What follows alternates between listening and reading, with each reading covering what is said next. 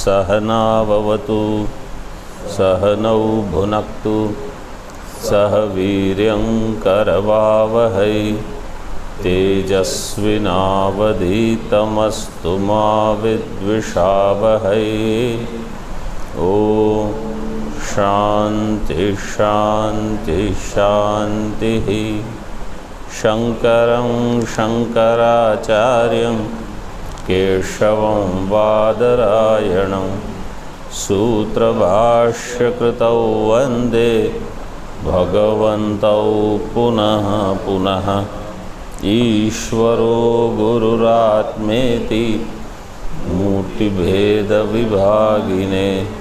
व्योमवद्व्याप्तदेहाय दक्षिणामूर्तये नमः। ओम शांति शांति शांति। पृष्ठ 63 भाष्य में ऊपर से तृतीय पंक्ति करणानाम उपशमः वहाँ से शुरू होगा। मिला सबको? 6-3 करणानाम नहीं, इधर हाँ अंत में, तृतीय पंक्ति के अंत में देखो, करणानाम उपशमः शयनम। तो यहाँ मंत्र क्या है? आसीनो दूरम व्रजति। एक जगह रहता हुआ आत्मा दूर उपलब्ध है। तो कल हमने बताया उपाधि से आत्मा का स्वरूप एक दिखता है और उपाधि के अभाव में वही आत्मा भिन्न भासता है। तो यहाँ कहते हैं करणानाम उपशम शयनम। जब करण का उपशम हो जाता है तो है सुषुप्ति। शयन मतलब सुषुप्ति। करणजनितस्य एकदेश विज्ञानस्य उपशमः शयानस्य भवति। शयानस्य का अर्थ है सुषुप्तस्य। जो सुषुप्त पुरुष है शयानस्य, कर्णजनितस्य एकदेश विज्ञानस्य उपशमः। कर्णजनित एकदेश विज्ञान, एकदेश विज्ञान मतलब उस प्रदेश का जो विज्ञान है। जैसे अभी मुझे यहाँ की पुस्तक का ज्ञान है। ये ज्ञान कैसे हुआ? करण के माध्यम से, इंद्रिय से इसका ज्ञान हो रहा है। यही तो मैं बोल रहा हूँ, वो मुझे भी सुनाई दे रहा है, आपको भी सुनाई दे रहा है। तो ये ज्ञान कैसे हो रहा है? करण के माध्यम से। लेकिन सुषुप्ति में क्या होता है? करण सब सो जाते हैं, उनको खींच लिया जाता है, उपशम हो जाता है। तो ये ज्ञान नहीं होता, जिसको हम कहते हैं विशेष ज्ञान। लेकिन आत्मा चैतन्य स्वरूप है, इसलिए सामान्य ज्ञान बना रहता है। तो ज्ञान दो प्रकार के हो गए, एक है सामान्य ज्ञान और एक है विशेष ज्ञान। सामान्य ज्ञान आत्मा चैतन्य स्वरूप है, इसलिए ज्ञान स्वरूप है, तो सबका ज्ञान हो रहा है। और दूसरा कैसा है? विशेष ज्ञान। वो किससे होगा? अंतःकरण, इंद्रियों से और अंतःकरण से, मतलब दोनों चाहिए। इसका दृष्टांत कैसे? जैसे बाहर देखो धूप है, ठीक है, धूप है तो सबका प्रकाश हो रहा है। समझो हमने लाइट बंद कर दिया, हाँ, अंदर भी सामान्य प्रकाश तो रहेगा। जैसे ही खिड़कियाँ खोलते हैं अंदर प्रकाश हो जाता है, ये है सामान्य प्रकाश। अब समझो बाहर सूर्य के प्रकाश में हम एक बड़ा आईना रख देते हैं, दर्पण, मिरर, तो सूर्य का प्रकाश वहाँ परावर्तित होगा। परावर्तित होके ऐसे रखेंगे वो अंदर आएगा, तो एक विशेष प्रकाश भी आया।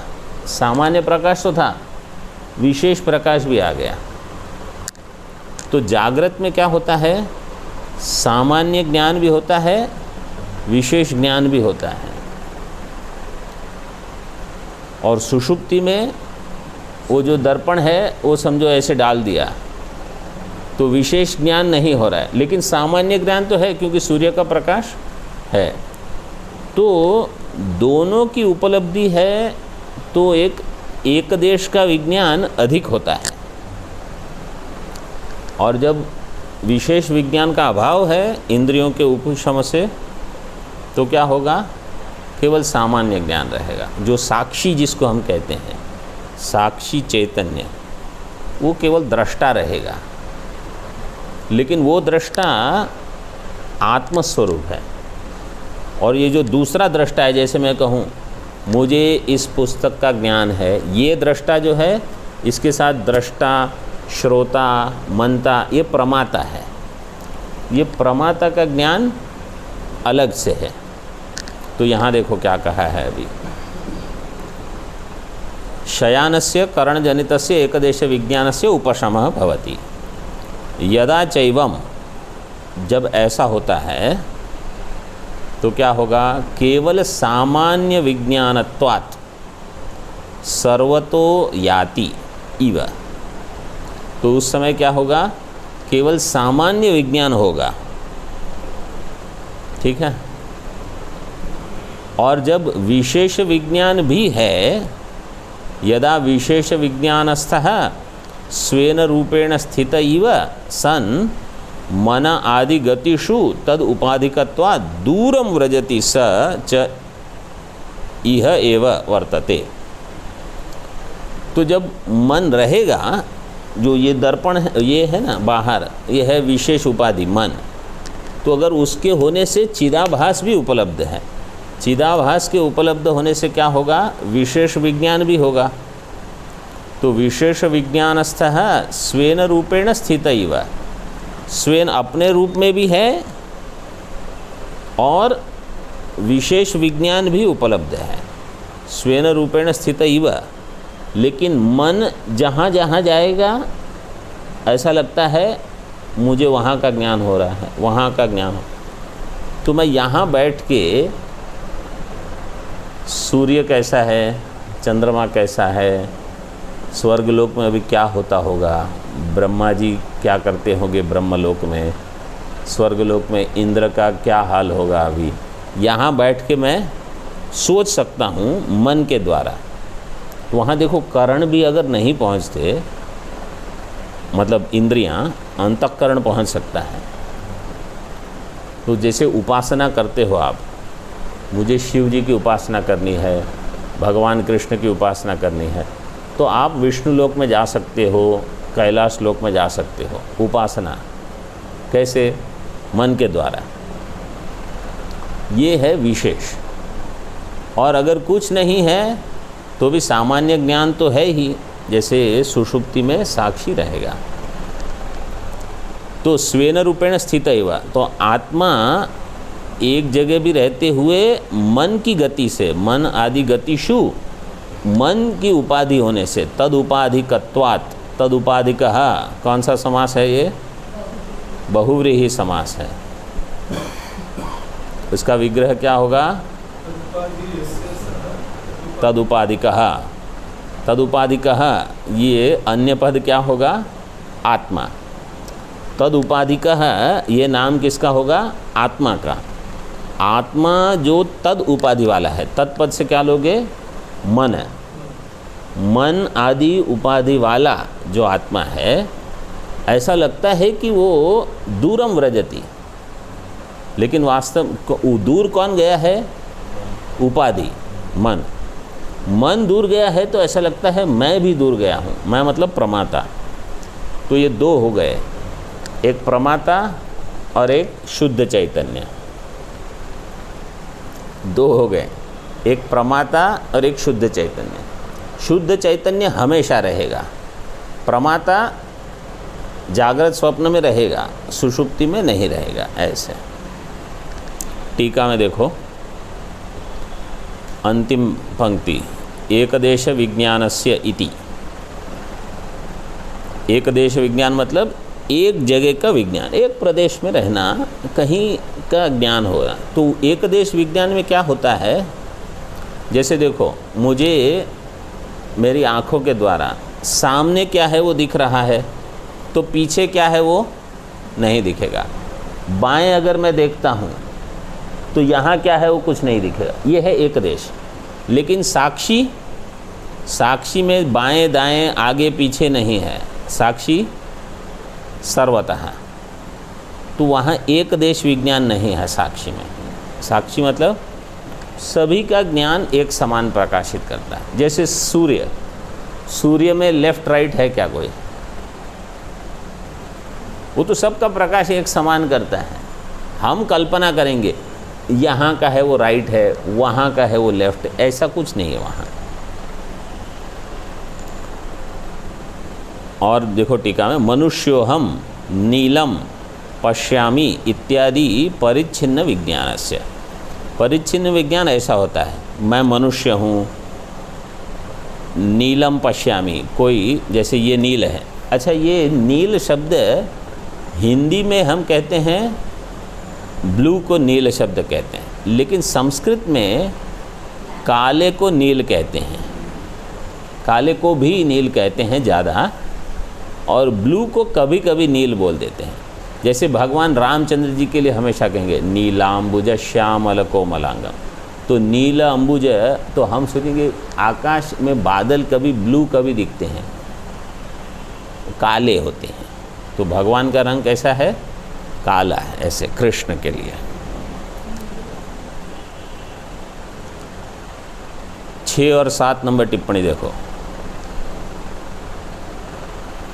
देह तादात्म्येन आत्मनः परिच्छिन्नत्व विज्ञानम मनुष्योहम। देह के साथ तादात्म्य करके कैसा विज्ञान होगा? मनुष्योहम।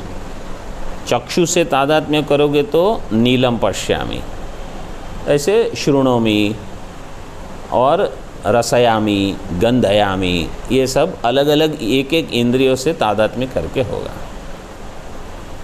आगे देखो, तद विज्ञानाच्च शोकात्यय इत्यपि दर्शयति।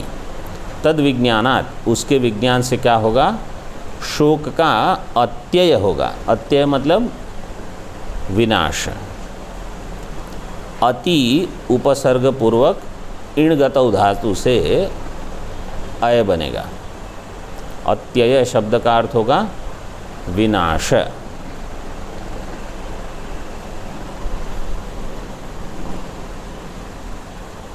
जन्म वृद्धि परिणति अपक्ष, वहाँ तो अपक्ष है, लेकिन अत्यय शब्द भी बनता है।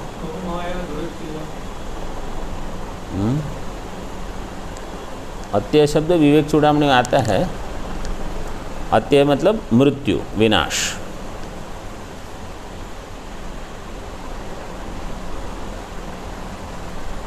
और फिर वहाँ अच प्रत्यय लगता है। इणगतौ धातु में अच प्रत्यय लगेगा। अशरीरं शरीरेष्व नवस्थेष्वस्थितं नवस्थेवस्थितं महान्तं विभुमात्मानं मत्वा धीरो न शोचति।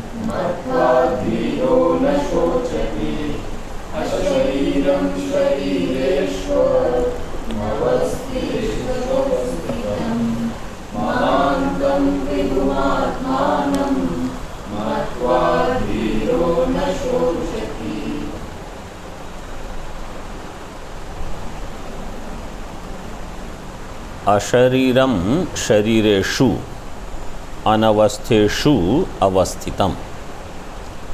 आत्मा कैसा है? अशरीरः।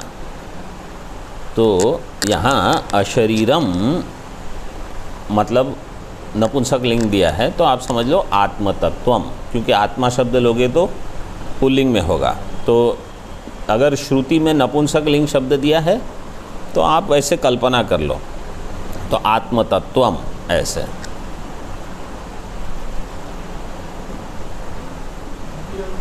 द्वितीया में दिया है यहाँ, हाँ, तम आत्मानम ऐसे। द्वितीय पंक्ति में देखो, महांतम विभुम आत्मानम।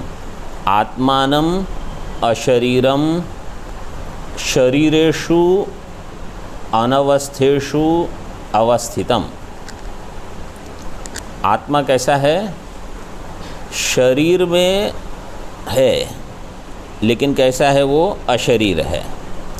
शरीर में रहते हुए बिना शरीर वाला, और अनवस्थेषु, जिसकी अवस्था नहीं है। अवस्था नहीं है मतलब अवस्था तो सबकी होती है, जिसका नित्यत्व नहीं है।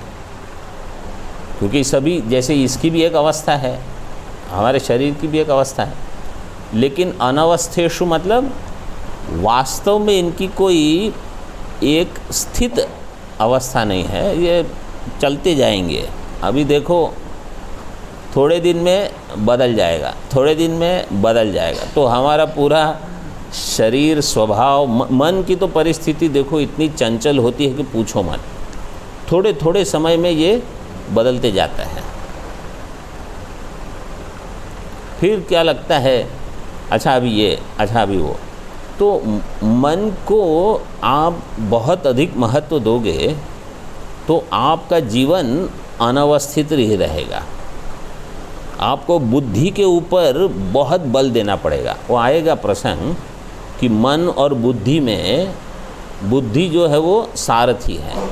तो मन का जो चांचल्य है ना, उसको तो आप नगण्य कर सको तो ही आप धीर हो।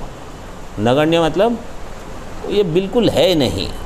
मन जो कहता है उसको चुप चुप बैठो, तुम कुछ मत बोलो।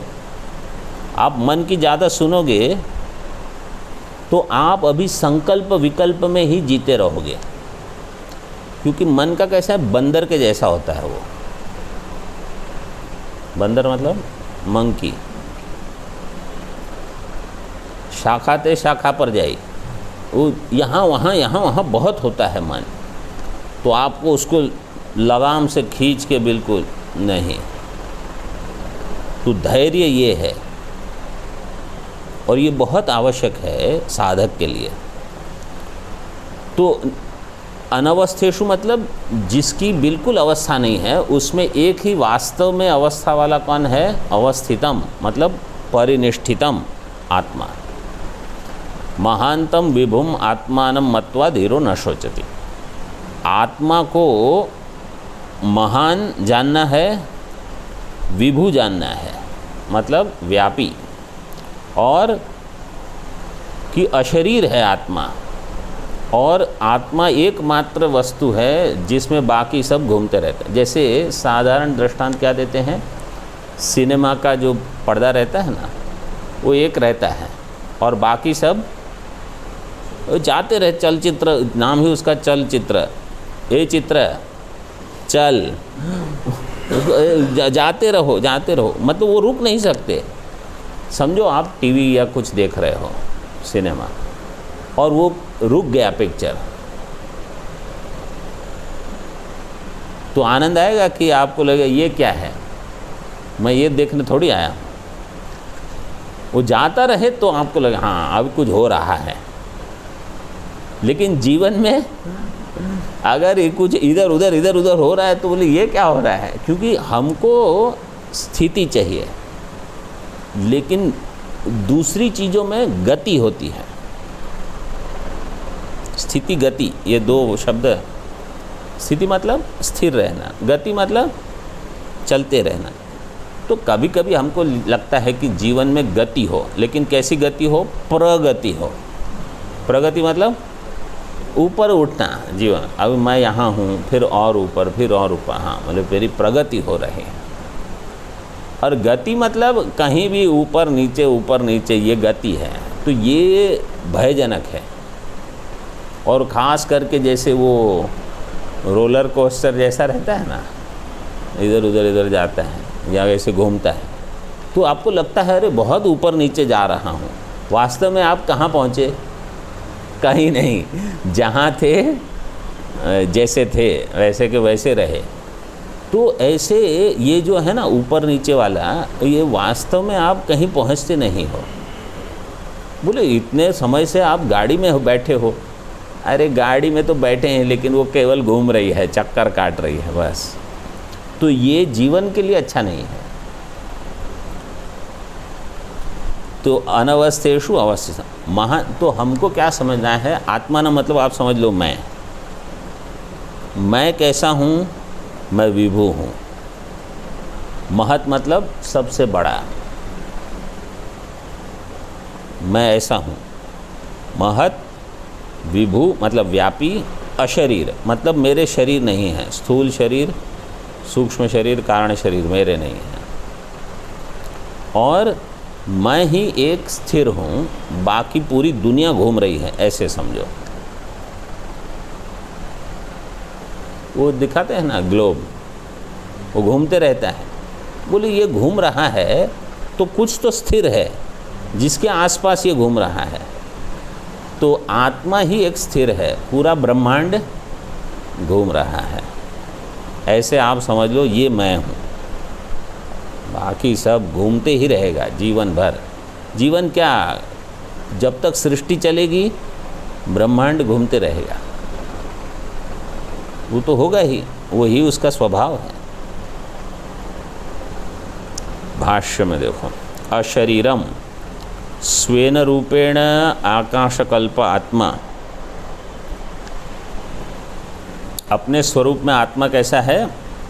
आकाशकल्प, कल्प मतलब आकाश सदृश, जैसा, जैसा आकाश वैसा।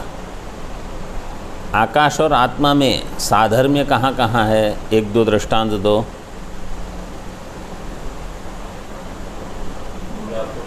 व्यापकत्व, हाँ, और असंगत्व, एकत्व,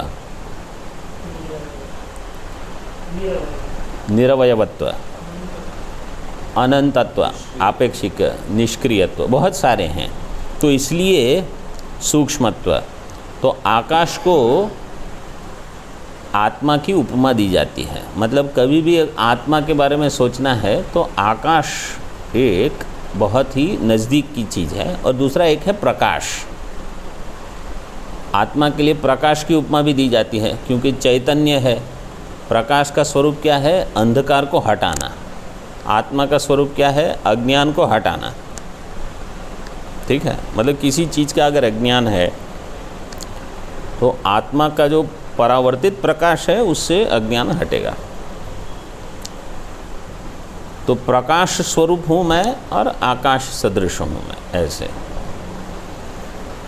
तम अशरीरम शरीरेषु, आत्मा अशरीर है, शरीरेषु देव पितृ मनुष्यादि शरीरेषु, देवताओं के शरीर में भी आत्मा है, पितृ, मनुष्य, बाकी सब समझ लो, तिर्यक आदि, मनुष्यादि शरीरेषु अनवस्थेषु, इन शरीरों की कोई अवस्था नहीं, ये कोई रहने वाले नहीं है, टिकने वाले।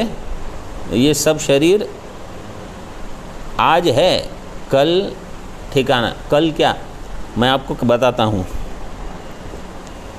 जब यहाँ कोरोना हुआ था, मतलब कोरोना तो सभी जगह हुआ था, यहाँ भी बहुत लोगों को हुआ था, तो हमारे एक स्वामी जी की, इनका शरीर शांत हो गया था। दूसरी जगह पे भी स्वामियों के शरीर शांत हो चुके थे।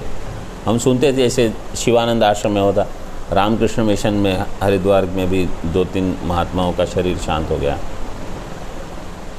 उत्तरकाशी का तो सुन ही रहे थे हम।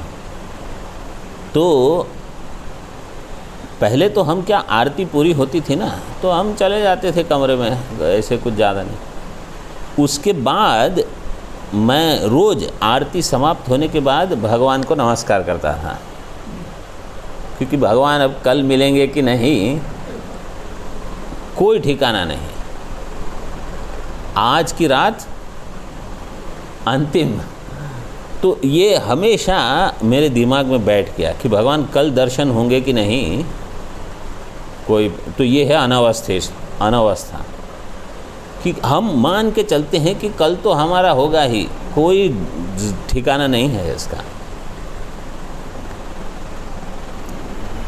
क्योंकि आप सोए हो और सोते सोते ही चल बसे, होता है ऐसा। अनवस्थेषु अवस्थिति, अनवस्थेषु अवस्थिति ही, अवस्थिति रहितेषु। अनवस्थेषु मतलब जिनकी अवस्थिति नहीं है, अवस्थिति रहितेषु, इसका अर्थ किया अनित्येषु। देखो, अनवस्थेषु शब्द है श्रुति का, ठीक है, वो उसको कहा जाता है व्याख्येय। व्याख्येय और उसकी होती है व्याख्या। तो ये दूसरे जो पद है ना, अवस्थिति रहितेषु अनित्येषु, ये है व्याख्यानम। व्याख्यान व्याख्येय बनते हैं, तो मुख्य पद होगा व्याख्येय। तो साधारण क्या होता है, पहले आएगा व्याख्येय, बाद में आएगा व्याख्यान। लेकिन ये नियम नहीं है, कभी कभी भाष्यकार पहले व्याख्यान दे देंगे फिर व्याख्येय बताएंगे। समझो ऐसे दे दिया, अवस्थिति रहितेषु अनित्येषु अनवस्थेषु, तो हम ये नहीं कह सकते ये क्या है, पहले आपने दूसरे शब्द बता दिए फिर व्याख्या। नहीं, वो जिनको जो जैसे पसंद आता है वैसे लिखेंगे। अवस्थितम मतलब नित्यम, अविकृतम इति एतत्। तो ये नित्य जो है अविकारी, अविकृत मतलब अविकारी। तो मैंने आपको बताया 18वां जो मंत्र था वो किस लिए बताया, आत्मा का अविकारी रूप। 18वां मंत्र कौन सा था,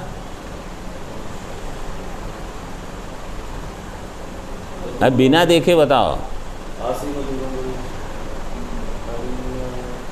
न जायते म्रियते वा विपत्। देखो ये बहुत सरल याद रखना है। कठोपनिषद प्रथम अध्याय द्वितीय वल्ली, 18 नंबर तो प्रसिद्ध है। गीता के 18 अध्याय हैं और महाभारत में 18 पर्व हैं, भागवत में कहते हैं 18,000 श्लोक हैं, 18 पुराण हैं। तो 18 नंबर याद रखना है। 18वां है न जायते म्रियत, वहाँ से शुरू हुआ है, ठीक है। फिर आगे बाकी सब बताते हैं। तो वहाँ अविकारित्व दिया। फिर 19 में क्या बताया, अकर्ता अभोक्ता। अरे आप लोग ऐसे भूल कैसे जाते हो, हंता नहीं आत्मा, हन्य भी नहीं। तो अकर्तृत्व अभोक्तृत्व। फिर 20 में नित्यत्व। कैसे बताया नित्यत्व, क्या है मंत्र, हाँ मतलब आत्मा छोटा भी है उपाधि से, बड़ा भी है उपाधि से। मतलब उसका कोई परिमाण नहीं है कि इतना ही है आत्मा। आप कल्पना करो तो छोटे का निषेध करने के लिए कह दिया वो बड़ा है। लेकिन अगर आप कहोगे केवल बड़ा है छोटा नहीं है, तो बोले छोटा भी है। ऐसे महांतम महत्वस्य आपेक्षिकत्व शंकायाम।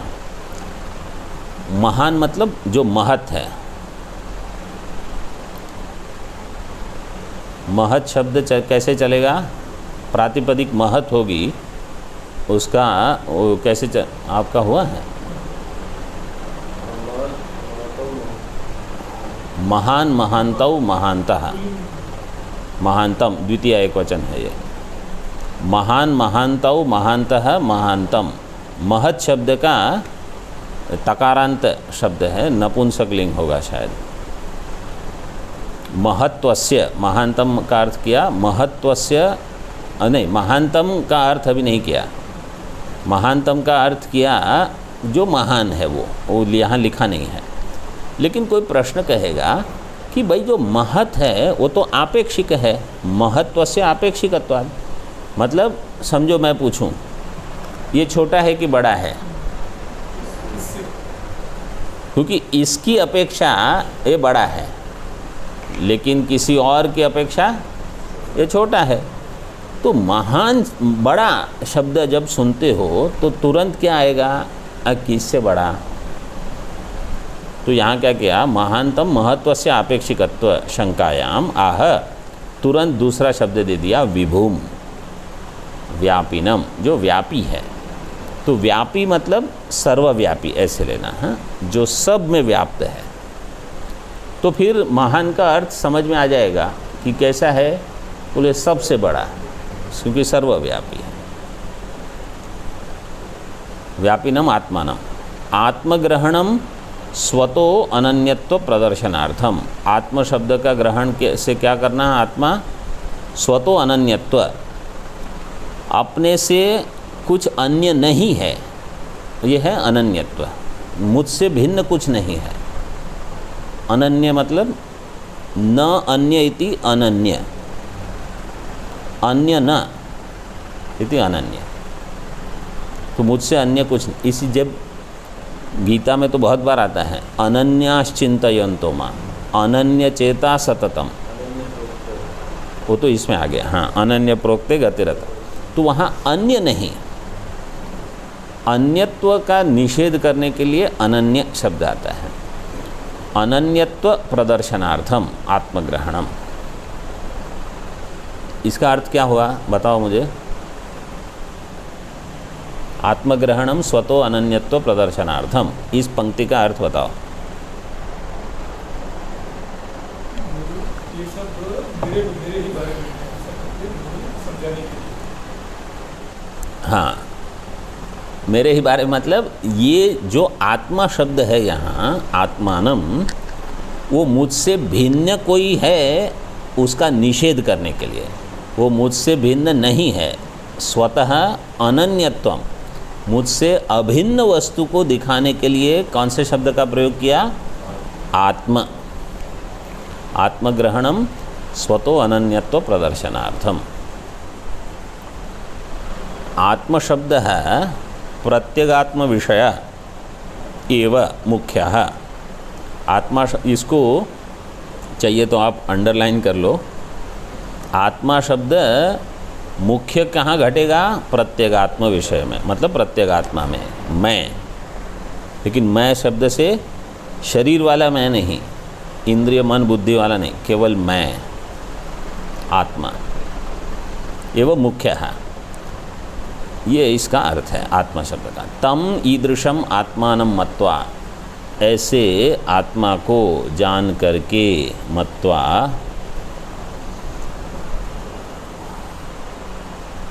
अयम अहम इति, मत्वा मतलब कैसे जानना है वो भी बता दिया।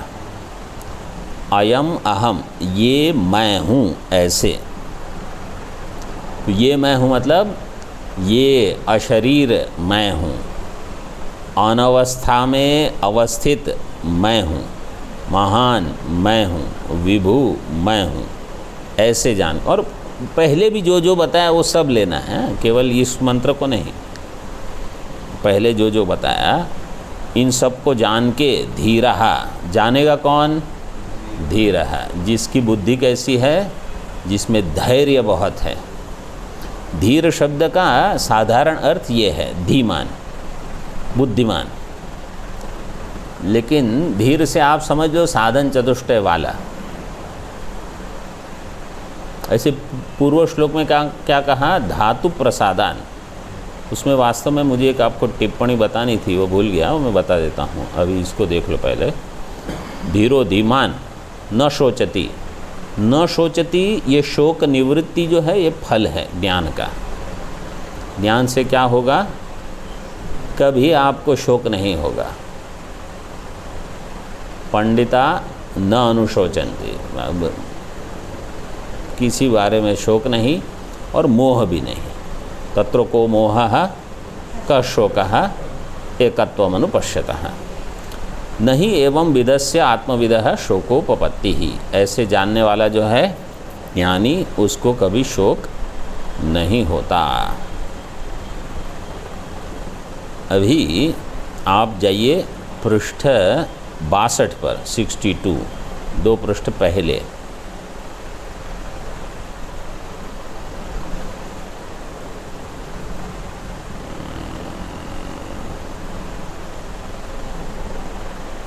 नहीं,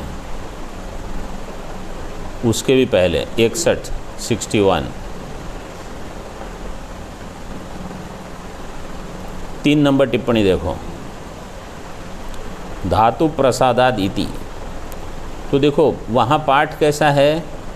धातु प्रसादान, ठीक है, एक पद है, समस्त पद है मंत्र में, धातु प्रसादान।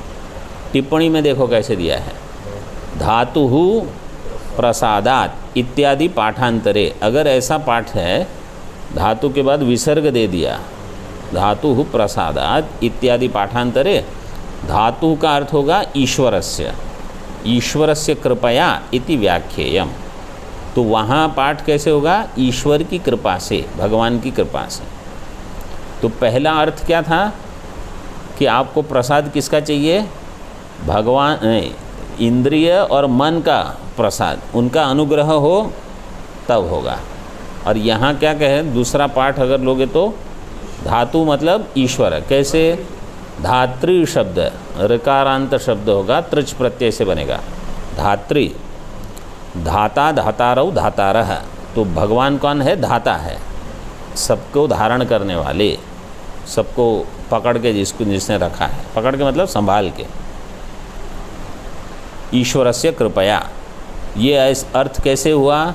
यमे वैशवृणुते इति वाक्यांतर अनुगुण्यात्, क्योंकि बाद में एक आएगा यमे वैशवृणुते तेन लभ्य, तो उसमें ये घट जाएगा। ठीक है।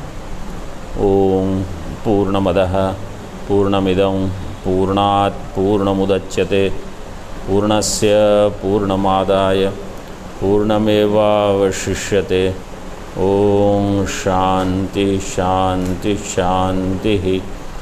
शंकरं शंकराचार्यं केशवं वादरायणं सूत्रभाष्यकृतौ वन्दे भगवन्तौ पुनः पुनः। ईश्वरो गुरुरात्मेति मूर्तिभेदविभागिने व्योमवद्व्याप्तदेहाय दक्षिणामूर्तये नमः। ओम शांति शांति शांति।